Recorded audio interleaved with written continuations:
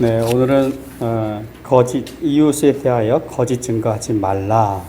출애굽기 20장 16절 말씀이죠. 10계명 중에 9번째 계명입니다. 자, 한번 우리 함께 들어가는 말 한번 같이 읽도록 하겠습니다. 마음을 열며 읽겠습니다. 시작.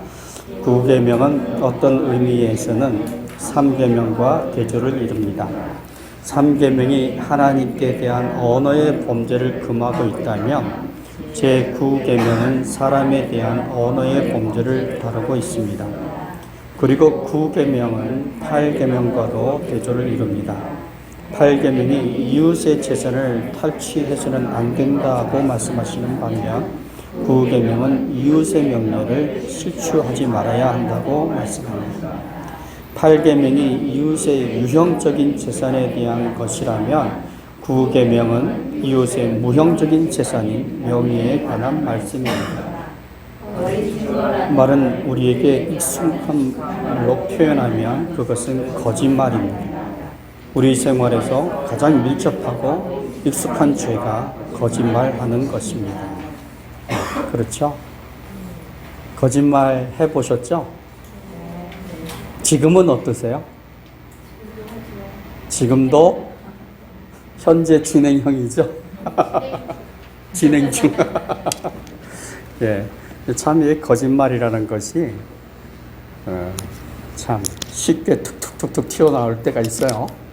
그러면 안 되는데,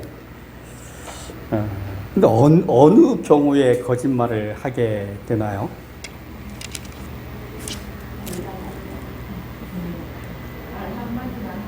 네.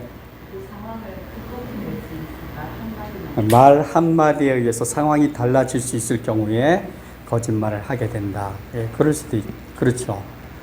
또 어떤 경우에 거짓말을 하게 되죠? 게을러서요. 게을러서. 예, 예, 그렇죠. 게을러서. 또 어떤 경우에?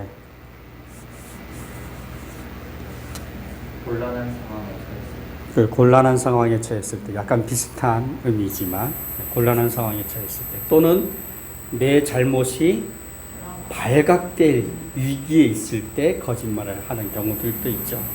결국은 무엇입니까? 우리가 거짓말을 하게 되는 경우는 상황이 나한테 유리하지 않을 때입니다. 불리할 때 대체적으로 거짓말을 하게 되는 거죠. 그 상황을 벗어나기 위해서. 그래서 이제 상황을 나에게 유리한 쪽으로 만들기 위해서 하게 되는 것이 이제 거짓말인데요. 근데 이 거짓말의 범위가 상당히 넓습니다. 좁지가 않아요. 굉장히 넓은데 오늘 본문에서 얘기하는 것처럼 거짓 증언하는 것도 거짓말이고, 이 거짓말의 범위가 굉장히 넓죠. 남을 흉보는 것, 그리고 헐뜯거나 모함하는 것, 또 책임을 전가하는 것, 이게 다 거짓말의 범주에 들어가는 겁니다. 그리고 또 내가 무심코 그냥 툭 던지는 말 한마디, 의미 없이, 그죠? 그것도 거짓말의 한 부분이고요. 또 책임 없이 쏟아내는 말, 그리고 전후 사정을 잘 모르면서 하는 말도 다 거짓말의 범주에 들어갑니다. 그런데 이제 이런 거짓말들을 우리가 그냥 일상적으로 아무렇지 않게 쓰는 분은 없겠지만 대체적으로 그렇게 쓰잖아요. 그죠? 일상적으로 이렇게 쓰게 되는데, 그런데 그런 말들이 우리의 이웃을 해치는 말들이 의외로 많아요. 그죠? 의외로. 여러분, 오늘 우리가 본문에서 이제 신명기 19장에서 보았는데요. 한번 18절, 19절 말씀을 다시 한번 볼까요? 본문. 신명기 19장 18절과 19절 말씀. 한번 성경을 찾아보셔야 될 겁니다. 예. 한번 같이 읽겠습니다. 시작. 재판장은 자세히 조사하여 그 증인이 거짓 증거하여 그 형제를 거짓으로 모함한 것이 판명되면 그가 그의 형제들에게 행하려고 꾀한 그대로 그에게 행하여 너희 중에서 악을 제하라. 자, 무슨 말씀을 하고 있습니까? 재판이 열린 거죠. 어떤 사람이 거짓 증거를 했어요. 근데 그 거짓 증거를 하는 이유는 그것을 통해서 어떤 이익을 취하려고 하는 것이고, 저 사람에게는 어떤 피해를 주기 위한 것인데, 그래서 재판장은 그것을 면밀하게 살펴봐야 됩니다. 이것이 참인지 거짓인지 잘 살펴봐서 이게 모함이다 하면 어떻게 하라는 겁니까? 거짓 증언한 그 사람이 원래 의도했던 그걸 그대로 그 사람에게 뭐 해라? 대갚아줘라. 그걸로 벌을 줘라. 이렇게 지금 말씀을 하고 있는 거죠. 우리의 말들이 우리의 이웃을 해치는 말이 되는 경우들이 많이 있는데, 그런데 또 그 말이 또 나에게, 그죠? 그대로 나를 힘들게 하고, 나를 아프게 하고, 할 때가 많이 있습니다. 그래서 우리가 아무렇게나 그냥 별 의미 없이 이렇게 툭툭 던지는 말들을 통해서 우리와 함께 살아왔던 사람들, 그리고 친한 이웃들이잖아요. 멀리 있는 사람들하고는 그렇게 하지 않아요. 멀리 있는 사람들하고는 주로 뭐 합니까? 큰 싸움을 하죠. 멀리 있는 사람하고는. 근데 가까이 있는 사람하고는 그렇게 큰 싸움은 하지 않지만 이렇게 소소하게 주고받는 말을 통해서 뭐 하게 됩니까? 상처를 주기도 하고 아픔을 주기도 하고 그것들이 깊은 상처가 될 수 있습니다. 자, 그래서 우리가 한번 생각해 볼 것은 왜 이런 행동을 하게 될까? 우리가 거짓이라는 것이 옳지 않다는 걸 알잖아요. 그죠? 그게 잘못이라는 걸 우리가 알아요. 근데 그런데도 불구하고 그런 거짓을 행하고 거짓 증언을 하고 모함을 하고 하는 것들이 많이 일어나는 이유, 우리가 좀 선하게 살면 좋을 텐데 그렇지 못하는 이유가 뭘까? 여기에 대해서 예수님께서 이렇게 말씀하셨어요.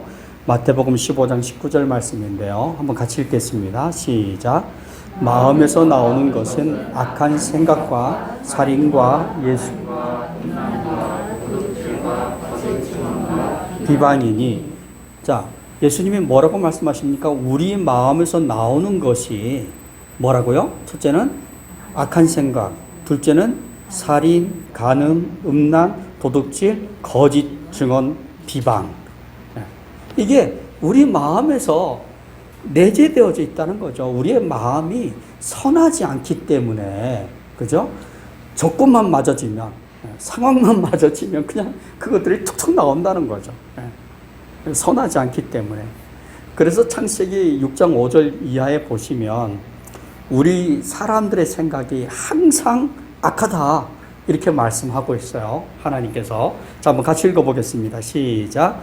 여호와께서 사람의 죄악이 세상에 가득함과 그의 마음으로 생각하는 모든 계획이 항상 악할 뿐임을 보시고 땅 위에 사람 지으셨음을 한탄하사 마음에 근심하시고 이르시되 내가 창조한 사람을 내가 지면에 쓸어버리되 그 사람으로부터 가축과 가이는 것과 공중의 새까지 그리하리니 이는 내가 그것들을 지었음을 한탄함이니라 하시니라. 자, 보세요. 하나님이 노아의 홍수에 관한 이야기잖아요. 시작 부분이잖아요. 하나님이 이 세상을 멸하기로 작정하신 결정적인 이유가 뭐죠? 이유가 뭡니까? 그렇죠. 그거죠. 그죠? 5절에 사람의 죄악이 세상에 가득했는데 그 죄악이 구체적으로 뭐라는 겁니까? 그 마음으로 생각하고 계획하는 모든 것이 뭐하다? 악하다. 아니, 어떻게 나는 선하게 지어놨는데 아니 너희들 어떻게 생각만 하면 그런 악한 생각을 하고 뭘 꿈을 꾸면 그것도 이렇게 꿈꾸는 것마다 다 그렇게 악한 것만 꿈을 꾸냐. 이 하나님이 안타까워 하시는 거죠. 그래서 하나님이 뭐 하셨어요? 세상을 지으신 것을 후회하신 거예요. 후회. 야, 이렇게 될 줄 알았더라면 난 차라리 이 세상을 짓지 말걸. 이런 말씀을 하시는 거죠. 자, 그런데 이런 항상 악하고 죄악된 것들이 이렇게 툭툭 말로 튀어나오면 어떻게 되겠습니까? 우리 일상생활에서 참 우리가 이런 말을 안 하려고 노력하지만 그럼에도 툭툭 튀어나오잖아요. 그죠? 툭툭 튀어나올 때 어떻게 될까요? 잠언 25장 18절 말씀에 보면 이렇게 말씀하죠. 같이 읽겠습니다. 시작.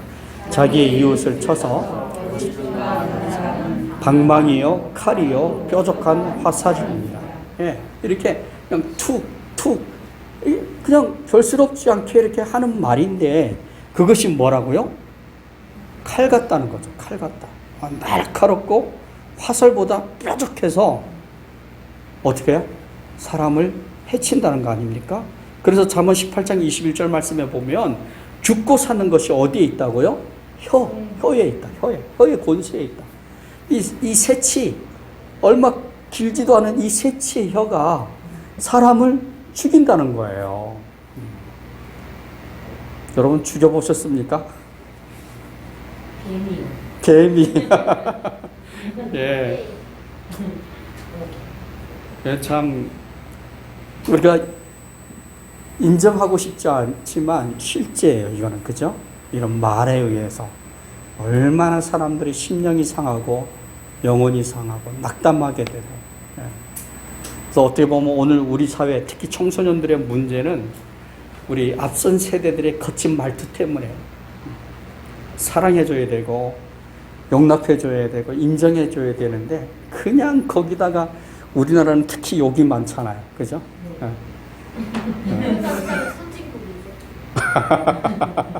욕이 많아요. 근데 요즘은 좀 욕이 좀 줄어든 것 같아요. 옛날에는요. 네. 우리 양현수 성도님 어떠셨어요? 네. 그래도 우리 양현수 성도님은 선생님으로서 삶을 살아왔기 때문에 좀 덜 하셨을 거예요. 거칠게 살아가는 사람들은 아마 말하는 50% 이상이 다 욕이었을 거예요. 애들한테 있고 뭐고 막 다 욕으로. 예. 이 죽고 사는 문제가 이 혀의 권세에 있다는 거죠. 예. 근데 한번 생각해 보십시오. 이 거짓말이 죽고 사는 문제로까지 이렇게 심각해질 수 있는 거, 심각해질 수 있다는 거 아닙니까? 왜 그렇습니까? 말이라는 것이 아무 생각 없이 하는 것 같지만 사실은 그게 우연히 툭툭 튀어나오는 말이 아니라는 겁니다. 내재되어져 있는 거죠. 우리의 생각에, 우리의 마음에 내재되어져 있는 겁니다. 계획되어져 있는 거고요. 이미 내가 이렇게 하리라 하는 것들이 있는 거죠. 그래서 이 잠재되어져 있던 것들이 상황이 되면 악한 말로 튀어나오게 되는 겁니다. 그러니까 그것이 감정이 실리면서 뭐가 되는 거죠? 칼이 되는 것이고 화살촉이 되는 거죠. 날카로운 것이 되는 것입니다. 그래서 야고보 사도는 이런 거짓 증인의 뿌리가 어디에 있는가 하는 것을 분명히 우리들에게 말씀해 주고 있는데요. 자, 야고보서 3장 6절 말씀 같이 읽겠습니다. 시작. 혀는 곧 불이요 불의의 세계라. 혀는 우리 지체 중에서 온 몸을 더럽히고 삶의 수레바퀴를 불사르나니 그 사르는 것이 지옥불에서 나느니라. 아멘. 자, 보세요. 혀에 대해서 뭐라고 말씀합니까? 혀는 곧 뭐라고요? 불의라는, 혀 자체가 의롭지가 않다는 거예요. 악하다는 거예요. 예. 그게 불의의 세계 한 축을 담당하고 있다는 거죠. 그래서 이 혀라는 것이 우리의 삶을 뭐 한다고요? 더럽힌다. 우리의 삶을 더럽히고 우리의 삶의 수레바퀴를 불태워버린다. 왜 그러느냐? 그 이유가 뭐냐라고 했을 때 그 혀가 어디서부터 오는 거라고요? 지옥불에서부터 오는 거라는 거죠. 그래서 우리가 하는 말들이, 악한 말들이 사람을 죽이고 날카로운 무기가 되는 것은 이 뿌리가 불의의 뿌리를 받고 있기 때문이에요. 의의 뿌리를 받고 있어야 되는데 오히려 악한 것의 뿌리를 받고 있기 때문에 그 입에서 나오는 말들이 사람을 그렇게 심각한 지경에까지 이르게 한다라고 말씀해 주고 있는 거죠. 자, 그래서 이 혀가 지옥에 뿌리 두고 있어서 부딪히는 모든 것들을 뭐 해버립니까? 불살라 버리는데요. 자, 오늘 본문 말씀 다시 한번 천천히 이 말씀을 다시 한번 읽어보겠습니다. 15절부터 19절. 자, 읽겠습니다. 시작. 또한 모든 죄에 관하여는 한 증인으로만 정할 것이 아니요 두 증인의 입으로 또는 만일 위증하는 자가 있어 어떤 사람이 악을 행하였다고 말하면 그 논쟁하는 쌍방이 같이 하나님 앞에 나아가 그 당시의 제사장과 재판장 앞에 설 것이요 재판장은 자세히 조사하여 그 증인이 거짓 증거하여 그 형제를 거짓으로 모함한 것이 판명되면 그가 그의 형제들에게 행하려고 꾀한 그대로 그에게 행하여 너희 중에서 악을 제하라. 악을 제하라. 고대 사회들이 대체적으로 그랬어요. 이스라엘도 그랬는데요. 이스라엘의 재판은 어디서 열렸냐면 성문에서 열렸어요. 성문. 마을 입구 성문이 있잖아요. 그 성문에서 그 마을에 어른들이 모여서 이제 재판을 이렇게 진행을 하는 거죠. 그런데 이 재판에는 반드시 목격자가 있어야 됩니다. 2명이나 3명, 그죠? 이 목격자들이 증언을 하면 이건 결정적인 판결의 이유가 되는 거죠. 그래서 2-3사람만 입을 맞추면 한 사람 죄인으로 만드는 것은 아주 쉬운 일이었어요. 지금도 그렇지 않습니까? 여러 사람이 한 사람 몰아세우는 것은 아무것도 아니죠. 일도 아니잖아요. 그죠? 그래서 억울한 일들이 생기는 건데, 그렇게 당했던 사람이 바로 나봇이라는 사람입니다. 혹시 나봇이라는 사람 아세요? 열왕기에 보면, 열왕기상 21장에 있죠. 21장에 이야기가 나오는데요. 이 나봇이라는 사람은 그 사마리아 성에서 가까운 이스라엘 평지에 아주 좋은 포도밭을 갖고 있었어요. 왕이 볼 때 너무 탐이 났던 거죠. 아합 왕이 그래서 이 포도원을 갖고 싶어 했던 거 아닙니까? 그래서 이제 이 나봇을 찾아간 거예요. 야, 포도밭을 나한테 팔아라. 그랬더니 나봇의 대답이 뭐예요? 팔 수 없습니다. 이거는 우리 조상 때로부터 물려받은 조상의 기업입니다. 아마도 그 땅이 그랬던 것 같아요. 그 이스라엘이 출애굽해서 요단강을 건너 들어왔을 때 지파별로 땅을 다 이렇게 분배받지 않았습니까? 아마 그 지파별로 분배받은 땅에서 자기 가족에게 주어진 그런 기업이었던 것 같아요. 그러니까 이런 땅은 함부로 거래를 못하는 거잖아요. 그러니까 이거 거래할 수 있는 땅이 아닙니다. 그러니까 그걸 잘 알고 있는 왕이 어떻게 하겠어요? 돈을 많이 줘도 이건 안 되는 거니까 살 수 없이 이제 돌아간 거죠. 그런데도 욕심이 사라지지 않으니까 그냥 밥맛이 사라져버린 거예요. 그걸 본 그 이스벨 그 왕비가 아니 그걸 뭐 대단한 거라고 왕이 밥도 안 먹고 그러냐고 내가 해결하겠다고. 그리고는 편지를 쓰잖아요. 편지를 써서 불량배 2사람을 세워서 거짓 증언을 하게 해라. 이 나봇이라는 사람이 하나님과 왕을 저주했다라고 증언을 하게 해라. 그래서 그렇게 재판이 열리고 그 불량배 2사람이 그런 증언을 했어요. 그러니까 어떻게 됩니까? 동네 사람들이 다 일어나가지고 돌로 쳐 죽여버린 거 아니에요, 나봇을. 그리고는 그 땅을 빼앗았어요. 요즘 같으면 가능하겠습니까? 가능하죠. 지금도 가능해요. 얼마든지 이게 가능합니다. 얼마든지. 그것이 옛날의 사건이 아닌 거죠. 사람이 이 땅에 살고 있는 이상 성경이 말씀하시는 대로 새 것이 없어요. 다 옛것에 있던 것이 또 오늘 또 약간의 모양을 달리할 뿐 또 똑같은 모습으로 또 그런 악한 일들이 이루어지는 거죠. 권력의 횡포 지금도 얼마든지 우리가 볼 수 있습니다. 가진 자의 폭력 얼마든지 우리가 볼 수 있죠. 여러분 우리나라의 그 위증죄 또는 무고죄 유난히 많은 나라입니다. 우리나라가 선진국에 비해서 한 10배에서 20배 정도가 위증죄와 이 무고죄가 많은데요. 통계적으로 보면 2016년도에 위증죄가 5,360건이었대요. 그런데 2017년 8월까지 이 위증 사건이 3,640건. 그러니까 훨씬 많아진 거죠. 8월부터 12월까지 하면 더 많아지겠죠. 예. 근데 이 위증죄는 이제 그 2017년도까지밖에 제가 확인을 못했고요. 무고죄를 보니까 2011년도에는 8,100건, 또 2015년도에는 1,200건, 그리고 작년에 2019년 11,000건 자꾸 늘어나고 있는 거예요. 근데 이것이 이제 선진국들하고 비교를 하면 선진국들은 몇백 건이랍니다. 몇백 건. 1,000건이 넘는 일이 거의 없답니다.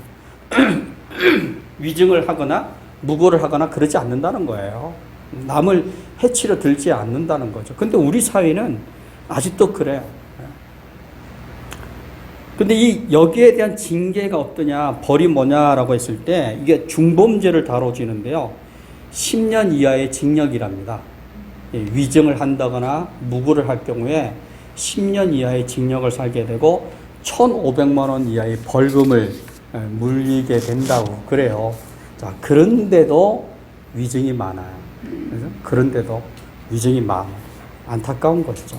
자, 이렇게 우리 사회가 거짓이 난무하고 남을 해하려고 하는 그런 의도, 그런 노력들이 많은 이런 사회에서 그럼 우리는 어떻게 살아야 되는가라고 했을 때에 먼저는 우리의 삶을 좀 성실하게 살아갈 필요가 있다라는 겁니다.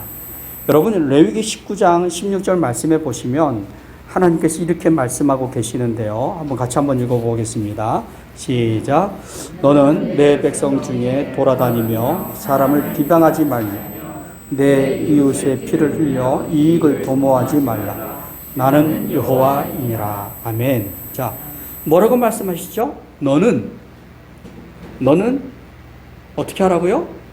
내 백성 중에 돌아다니지 마라. 돌아다니지 마라.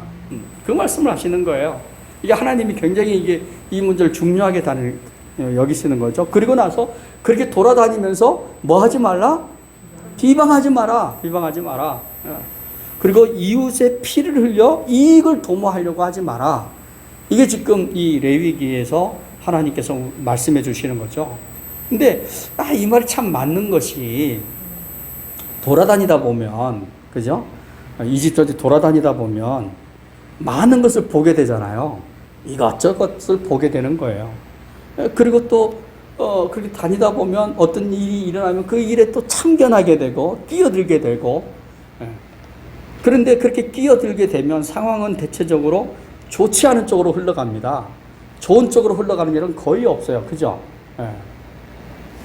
그래서 하나님께서는 잠언 20장 19절에서 이렇게 경고하십니다.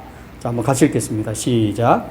두루 다니며 한담하는 자는 남의 비밀을 누설하나니 입술을 벌린 자를 사귀지 말지니라. 두루 다니는 사람은 대체적으로 남을 험담하고 헐뜯고 그런 일들을 하게 된다는 거예요. 그러니까 그런 사람을 뭐 하지 마라? 사귀지 마라. 이렇게 말씀하죠. 그러니까 우리가 어떤 사람을 가까이 하느냐에 따라서 우리의 삶의 그런 질, 그런 것들이 대체적으로 그렇게 되잖아요. 그죠? 그래서 우리가 만나면 잡담하게 되고 뭐 남을 헐뜯는 사람들하고 친숙하게 되면 나도 모르는 사이에 뭐 하게 됩니까?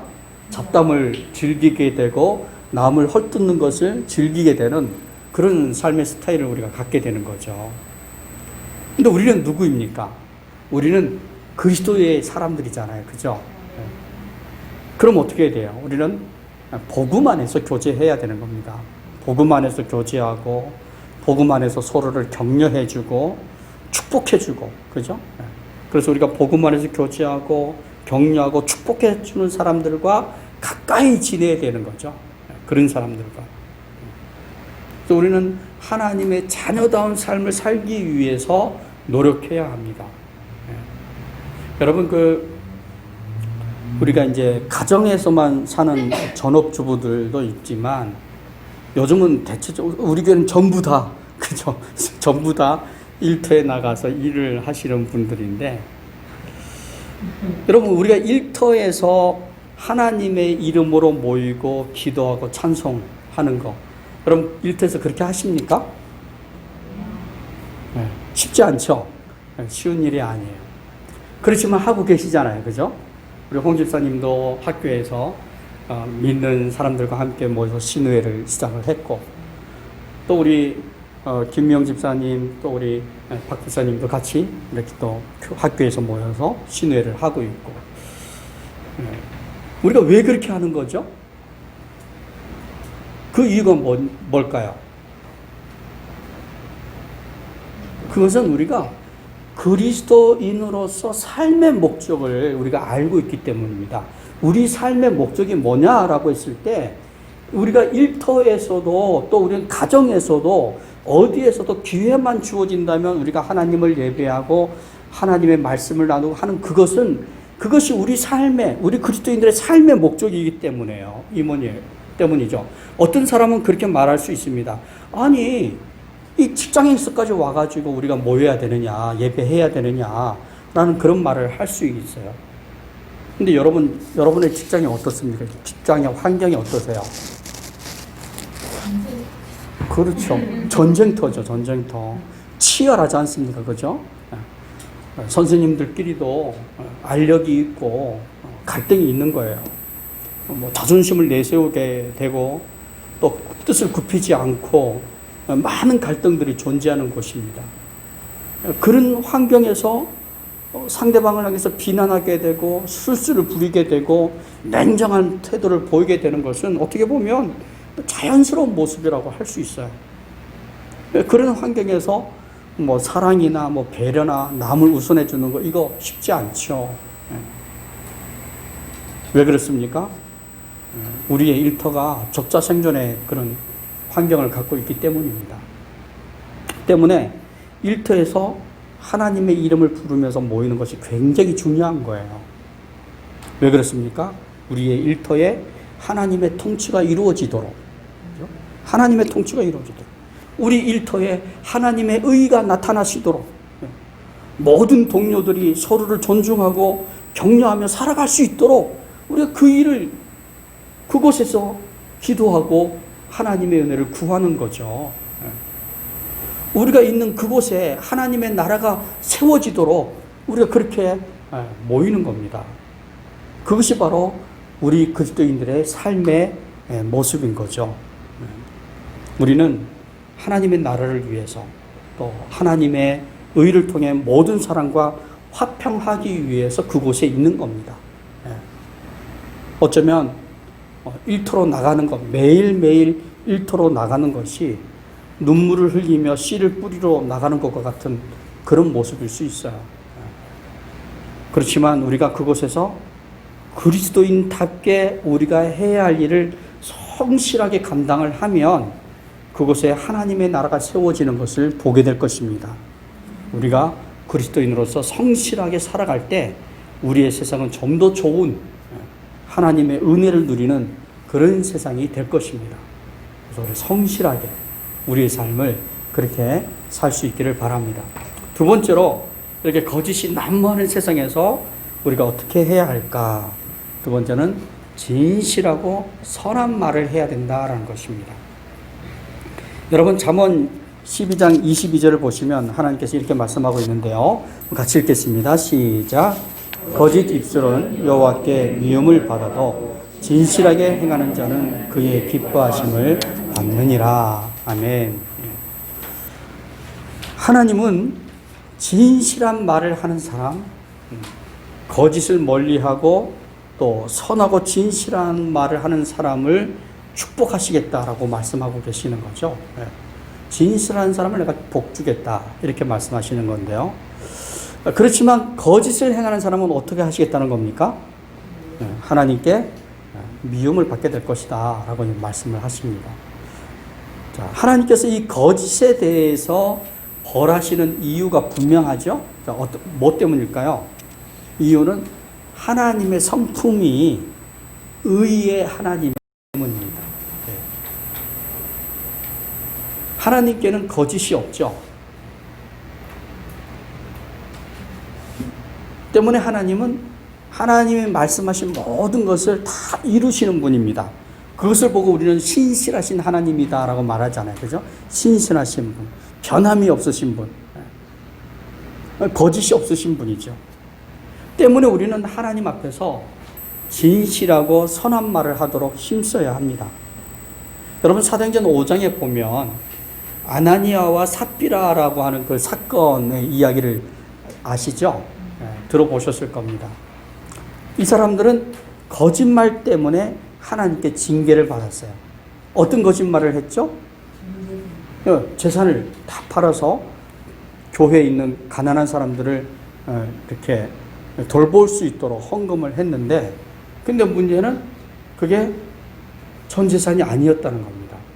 사도들 앞에 가져왔을 때는 이게 내가 집 팔고 땅 팔고 해서 가져온 돈입니다, 전부입니다 라고 했지만 실상은 어떻게 했어요? 숨겨놓은 거죠. 반을 떼놓았는지 얼마를 떼놨는지 모르겠지만 떼놓고 숨겨놓은 거예요. 그랬을 때 사도 베드로가 뭐라고 말씀하셨습니까? 네가 어떻게 하나님을 속이려고 하느냐. 이건 사람을 속이는 게 아니다. 이건 사람의 문제가 아니다. 이거는 하나님과의 문제다. 이렇게 말하는 것을 볼 수 있죠. 거짓말 때문에 그렇게 된 거죠. 그렇죠. 거짓말 때문에. 전 재산이 아닙니다. 그랬으면 아무 문제 없었죠. 그게 항상 의미. 그게 원래 팔기 전에도 너 거였고 팔고 난 후에도 너 거였다. 네가 네 마음대로 쓸 수 있는 거다. 그런데 왜 이런 거짓말을 하느냐라는 거였죠. 그래서 결국은 하나님 앞에 죽임을 당하는 그런 비극을 맞게 되는데요. 사실 그들은 어떻게 보면 초대교회의 일원이잖아요. 어떻게 보면 굉장히 영광스러운 자리에 있던 사람들이었습니다. 그렇지만 구원의 실체적인 은혜는 누리지 못하는 그런 안타까운 모습을 우리들에게 보여주죠. 그래서 베드로 사도는 베드로전서 3장 10절을 통해서 이렇게 우리들에게 권면하고 있습니다. 같이 읽겠습니다. 자, 시작. 그러므로 생명을 사랑하고 좋은 날 보기를 원하는 자는 혀를 금하여 악한 말을 그치며 그 입술로 거짓말을 하지 말고 악에서 떠나 선을 행하고 화평을 구하며 그것을 따르라. 주의 눈은 의인을 향하시고 그의 귀는 의인의 간구에 기울이시되 주의 얼굴은 악행하는 자들을 대하시느니라 하였느니라. 아멘. 여러분 좋은 날 보기를 원하시죠? 그렇죠? 우리가 귀하게 살아가는 날, 좋은 날을 봐야 되지 않겠습니까? 좋은 날을 봐야 됩니다. 자, 그렇다면 어떻게 해야 됩니까? 여기 베드로 서도의 말씀대로라면 거짓을 멀리하라는 거예요. 거짓을 멀리하라. 거짓을 멀리. 악에서 떠나라. 그러면 어떻게 된다고요? 좋은 날을 보게 될 것이다 라고 말씀하고 있는 겁니다. 그렇습니다. 우리가 거짓을 증언하는 대신 진리를 증언하는 삶을 살아야 할 사람, 그들이 누구입니까? 바로 저와 여러분입니다. 우리 그리스도인들. 우리 그리스도인들이 거짓이 아닌 진리를 증언하면서 살아가야 하는 사람들이죠. 하나님은 우리의 삶을 통해서 하나님의 진실하심과 선하심이 나타나기를 원하십니다. 우리의 삶을 통해 하나님의 선함이 나타나고 하나님의 진실함이 나타나기를 원하시는 거죠. 그렇습니다. 아무리 이 세상이 거짓이 팽배하고 속임과 어떤 뒤대임이 난무한다 할지라도 우리가 하나님 앞에서 진실을 말하고 진실을 증언하면 하나님은 우리를 통해서 하나님의 선하심을 나타내게 될 줄로 믿습니다. 저와 여러분들이 그렇게 삶으로 또 일터에서 가정에서 그렇게 진실하게 살아감으로써 하나님의 의가 우리 가운데 나타나기를 주님의 이름으로 축원드립니다. 기도하시겠습니다.